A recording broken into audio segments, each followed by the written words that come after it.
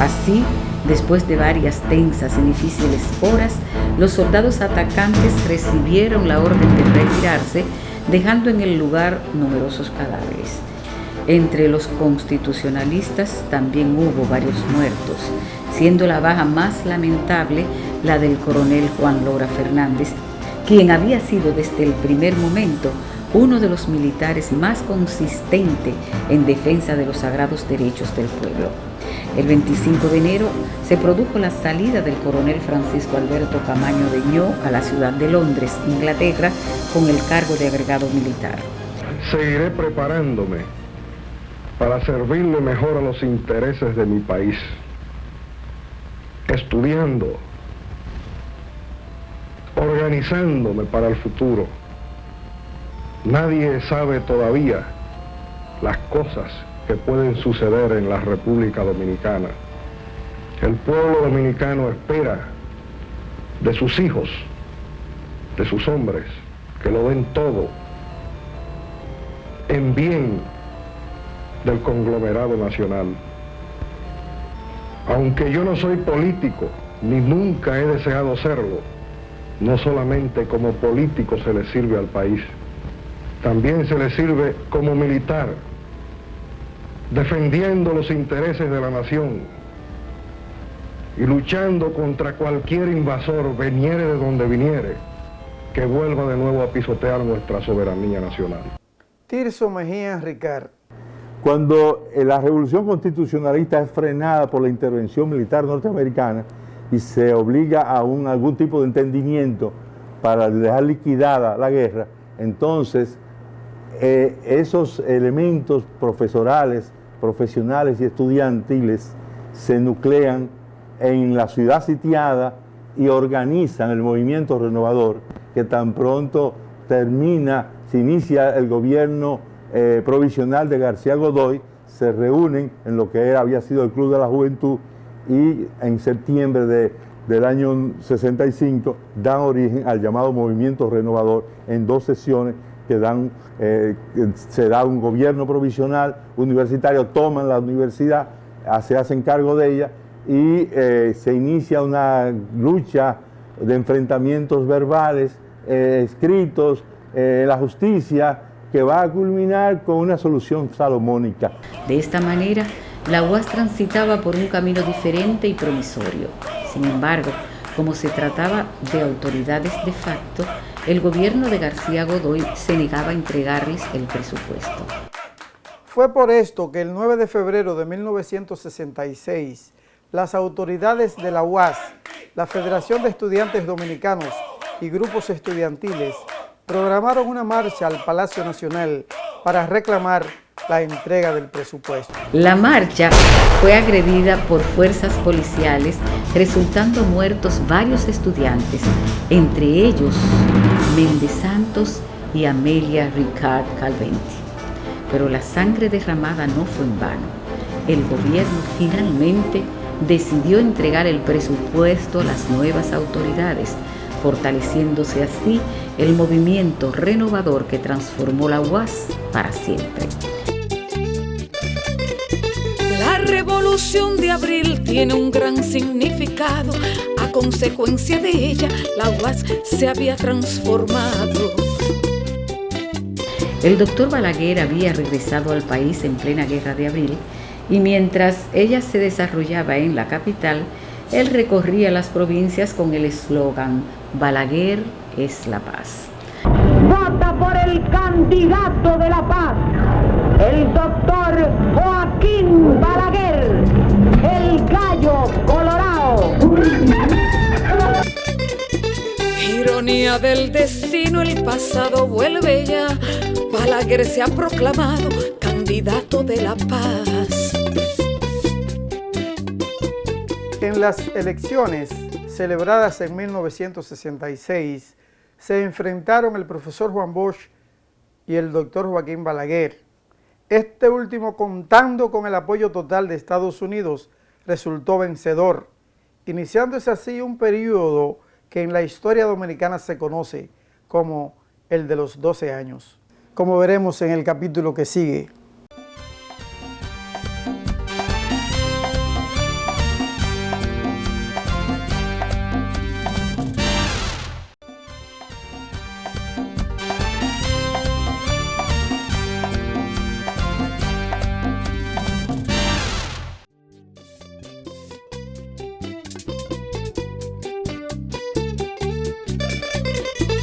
En el 1 de julio del año 66 comenzó por 12 años a gobernar Balaguer.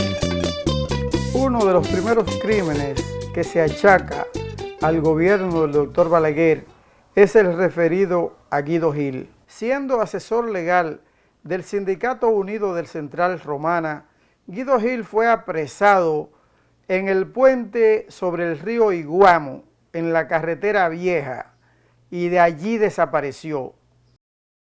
Estamos en la parte oeste del puente sobre el río Iguamo, que viene de San Pedro de Macorís. Ahora a mi derecha hay una cementera, pero en 1967 lo que había era un puesto de chequeo policial. Llora lágrimas de sangre el puente sobre el Iguamo, pues las sombras de la muerte a Guido Gil atraparon. Guido Gil, ¿dónde estará? ¿Quién lo ha desaparecido? Los obreros de Romana preguntan entristecidos. Dicen que la golfa nuestra al gobierno fue a pedir para que dieran la orden de parar a Guido Gil.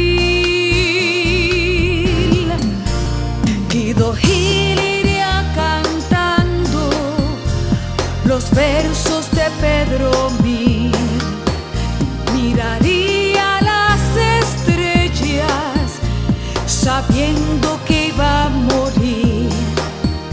Lo mataron en silencio, donde nunca se sabrá, pero su lucha, señores, nunca se me olvidará. Guido Gil iría cantando. Hay un país en el mundo colocado en el mismo trayecto del sol, oriundo de la noche, sabiendo que iba a morir. Lo mataron en silencio, donde nunca se sabrá, pero su lucha, señores, nunca se me olvidará. En el 1969 desapareció Henry Segarra Santos. Sí, Henry Segarra Santos, como tenía una misión aquí de venir a visitar a algunos barrios con fines de ayudar, pero uno de los afiliados o seguidores del Partido Comunista fue su enclave, porque siempre sucede eso de la traición, para denunciar lo que él estaba aquí. Y cruzando por ahí, por el Parque del Rosario, en la calle Sánchez, ahí lo apresaron. ¿Qué sucede? Que ese día estamos nosotros aquí sentados. Cuando terminamos de reunirnos, cada quien nos dispersamos, ¿no? Y salimos. Y yo vivo en la Belén número 12 y yo cojo la Belén para coger por la Capotillo, cojo la Belén para coger los Capotillos para llegar a mi casa. Gente se coge la 27 para doblar por la donde iba yendo un amigo que también era Rafaelito Belial, que ese fue quien traicionó, lo vendió. Entonces, cuando dobló frente a frente a un señor llamado Juan Torres Guzmán, al tren lo agarraron. Cádiz quedó electrizada, los demás enmudecidos, al saberse la noticia. Henry ha desaparecido. En la línea se lamentan con mucha preocupación. La tragedia le ha tocado otra vez a Dacabón. Que lo sepan los canales y que se llenen de espanto este pueblo no olvidado. A Henry Segarra Santos, que lo sepan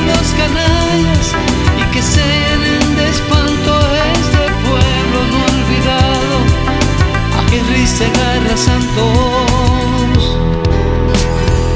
La radio informando del Frente Local. Matan a Segarra Santos. El cadáver industrial Santos. Para el año de 1969, la Universidad Autónoma de Santo Domingo había ampliado de manera extraordinaria la cantidad de estudiantes que habitaban sus aulas, pero el presupuesto no le permitía satisfacer las demandas de la enseñanza superior. Fue por eso que se lanzó una histórica campaña en busca de un nuevo presupuesto con el título de $500,000 a la universidad. Tirso Mejía Ricard. La subsistencia de la Universidad Autónoma de Santo Domingo fue una lucha perenne contra las fuerzas regresivas que desde el propio poder trataban de ahogarla. De manera que para poder subsistir aumentando constantemente sus efectivos fue necesario una lucha casi perenne por mayores recursos. El más importante de esas luchas fue la llamada lucha por el $500,000, que se produce precisamente en el año 69. Ahí surge el liderazgo de Arthur de Camps, precisamente en la vida universitaria. Todavía el PRD estaba en la oposición y hasta ese momento el liderazgo estudiantil estaba en manos o de Fragua, que era una alianza de varios grupos de izquierda, y el BRUC, que era un grupo vinculado al Partido Social Cristiano, Revolucionario Social Cristiano, que luego se adhiere al Partido Reformista. Y entonces es en el año 69 cuando se generaliza la lucha, porque fue una lucha en que participaron hasta los colegios privados, apoyando la universidad que estaba a punto de perecer por falta de recursos, y fue una lucha que quebró la voluntad del sector reaccionario que controlaba el poder público y los obligó a aceptar el $500,000, que en ese entonces significaba un aumento del 30% de los ingresos que se recibían, con lo cual recibió la universidad un poco de oxígeno para seguir avanzando. La situación se puso tan álgida que al llegar el año 1970, el doctor Balaguer había perdido el apoyo, incluso de importantes sectores económicos en todo el país. Basta decir que para ese año tan solo contaba con el fiel respaldo del gobierno norteamericano, pues hasta el vicepresidente de la República estaba contra su gobierno, lo mismo que los síndicos de Santo Domingo y de Santiago, las principales ciudades del país. El gobierno sí sabía controlar la situación, combinando sin tapujos el fraude y la represión. Sí, uno de los muchos incidentes que se produjeron en esa larga y difícil etapa de la Universidad Autónoma de Santo Domingo fue la incursión militar en la universidad, en el campus de la universidad, alegando que la presencia dentro de la universidad de elementos ultrarrevolucionarios. El pretexto fue que estaba Tácito Perdomo, precisamente, escondido allá, y que estaban complotando contra la seguridad del Estado. Como se rechazó esa solicitud de registro de la universidad, tajantemente pues vino una ocupación militar que en zafarrancho de combate penetraron, disparando, y uno de los resultados fue la muerte del Sagrario Díaz, que precisamente se produce en el jardín al inicio, en la entrada del edificio del Alma Mater, a unos pocos metros donde yo estaba.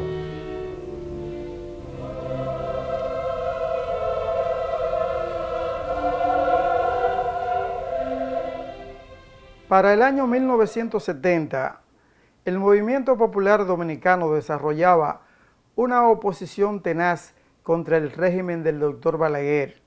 Sin embargo, una buena parte de sus dirigentes guardaban prisión. Fue por esto que el Movimiento Popular Dominicano organizó y ejecutó el secuestro del coronel norteamericano Donald J. Crowley en el año de 1970.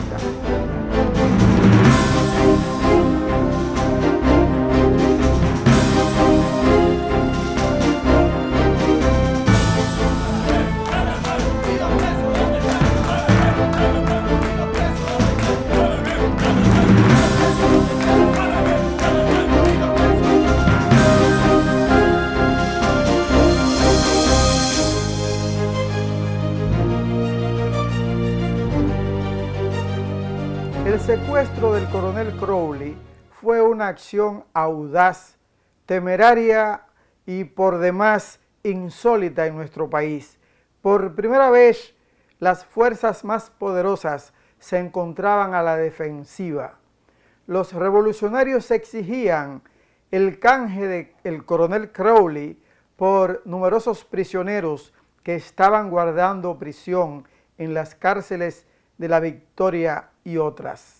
Una de las primeras consecuencias del secuestro del coronel Crowley fue el asesinato a mansalva del dirigente del Movimiento Popular Dominicano, Amin Abel Hasbún. 24 de septiembre, justo en el amanecer, cerca de la San Martín, mataron a Minabel. Mirna, dime qué se siente y el tamaño del dolor cuando estando tú impotente te arrancan el corazón. No respetaron la esposa ni al pequeño que dormía en el vientre de la madre. Otro ser se estremecía. Los campos están llorando en el Valle de la Vega y en la UAS los estudiantes y se lamentan la tragedia.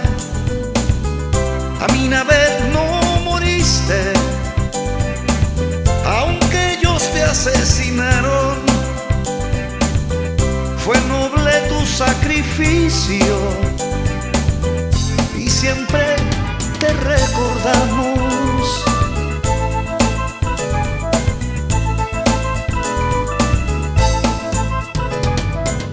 Justo en el 4 de septiembre mataron cerca de la San Martín. Otto Morales fue otro dirigente del Movimiento Popular Dominicano que pagó con su vida el secuestro del coronel norteamericano Donald J. Crowley. En julio de 1970, Otto Morales fue ubicado en la calle José Contreras, cerca de la Universidad Autónoma de Santo Domingo, y fue apresado y allí mismo ejecutado. Una madre está llorando y no deja de llorar al cadáver de su hijo que no pudo sepultar. Dicen que lo decidió una potencia extranjera. Mataron a Otto Morales y fue en la José Contreras.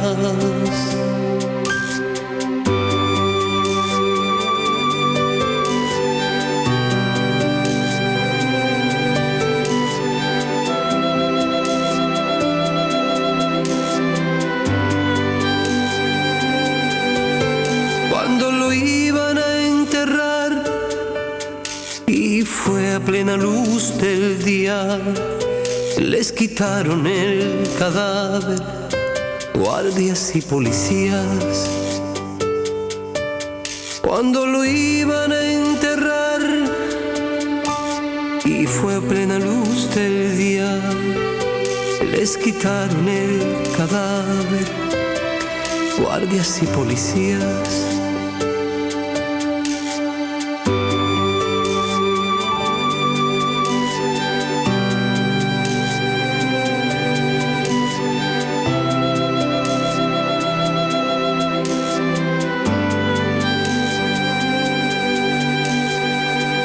Una madre está llorando y no deja de llorar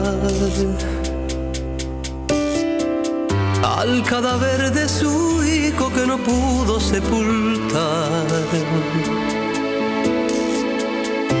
Una madre está llorando y no deja de llorar. El 21 de mayo de 1971 se supo la noticia de que Maximiliano Gómez el Moreno había aparecido muerto en Bruselas, fruto de un accidente, junto a la señora Miriam Pinedo, viuda de Otto Morales. De inmediato, las fuerzas revolucionarias dominicanas acusaron por el hecho a la Agencia Central de Inteligencia, CIA, de los Estados Unidos.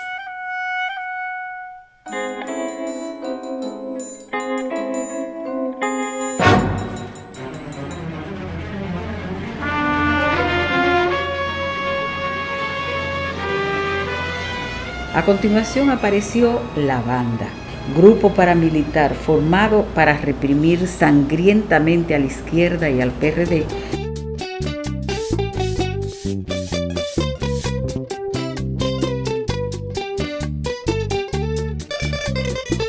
Reclutando renegados, lumpenes y oportunistas, el gobierno conformó una banda terrorista.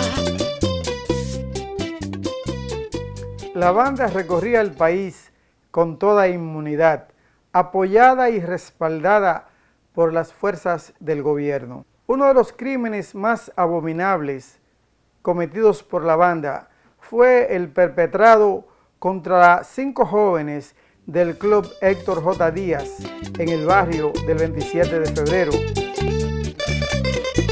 Y cuando se reclamó al gobierno pa' que hable, él respondía: no fui yo, fueron los incontrolables. Finalmente, la presión internacional hizo que Balaguer desmantelara la Banda, después de que este grupo cumpliese un triste papel amedrentando a la juventud dominicana. Para el año de 1972, entre los grupos que combatían al gobierno del doctor Joaquín Balaguer se encontraba uno llamado Los Palmeros, que estaba dirigido por partidarios del coronel Francisco Alberto Camaño Deñó. El grupo Los Palmeros fue ubicado el 12 de enero del año 1972 en una cueva en las cercanías de Santo Domingo, camino al aeropuerto internacional, y allí fueron sorprendidos por todo un ejército que se les fue encima. Un ejército completo, dijeron, es necesario para así poder matar 4 revolucionarios, y llevaron sus cañones y los tanques de primero, helicópteros y aviones a enfrentar a los palmeros.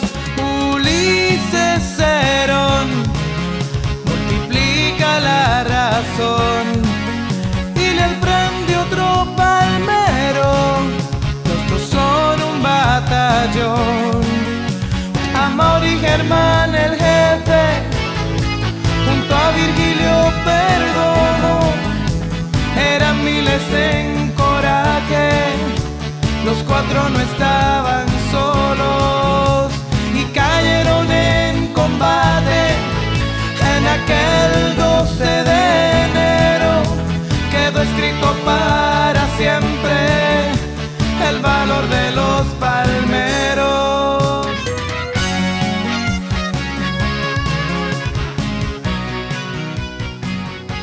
El combate que se desarrolló entre esos 4 hombres y el Ejército y la Policía Nacional Dominicana tuvo características épicas.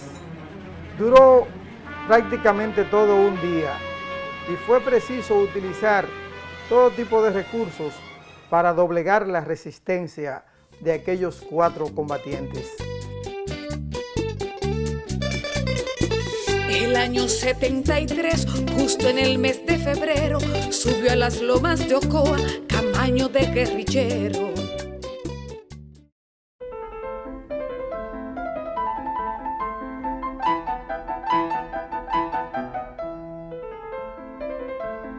Esto es el Mar Caribe y allá al fondo tenemos a Punta Salinas. Aquí a mi derecha, al fondo, están las montañas de Ocoa. Y por aquí, siendo esto Playa Caracoles, por aquí fue que desembarcó el coronel Camaño en el mes de febrero de 1973. El grupo de Camaño no encontró el respaldo que esperaba, quedando aislado en las montañas, siendo aniquilado en pocos días. Camaño fue apresado el 18 de febrero y junto a varios compañeros fusilado allí mismo. El 28 de marzo del año 1973 fue asesinado en las cercanías del periódico Última Hora, para el cual trabajaba, el periodista Gregorio García Castro. En 1974, el PRD, ahora dirigido por Peña Gómez, formó una alianza con varios partidos de izquierda y de derecha, denominada Acuerdo de Santiago, para participar en las elecciones. Pero días antes de que éstas fueran celebradas,